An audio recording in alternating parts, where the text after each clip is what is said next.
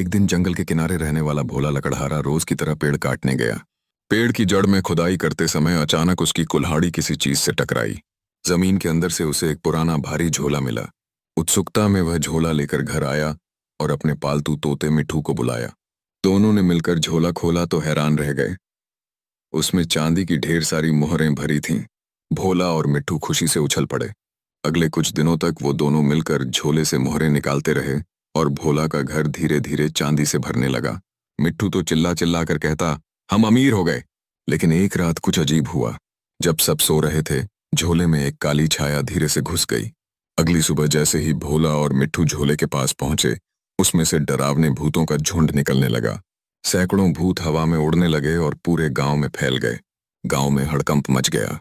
बच्चे रोने लगे, लोग घर छोड़कर भागने लगे। भोला और मिट्ठू समझ गए कि यह सब उस झोले की वजह से हो रहा है। दोनों बिना समय गंवाए झोला उठाकर उसी पेड़ के पास पहुंचे जहां से वो मिला था। उन्होंने झोले को फिर से जमीन में गाड़ दिया और ऊपर मिट्टी डाल दी। तुरंत सब कुछ शांत हो गया। गांव फिर से सामान्य हो गया, मगर भोला वहीं जमीन पर बैठ गया, आंखों में आंसू और दिल में भारीपन। उसने मिट्ठू से कहा, इतनी बड़ी कहानी हुई और किसी ने लाइक सब्सक्राइब भी नहीं किया।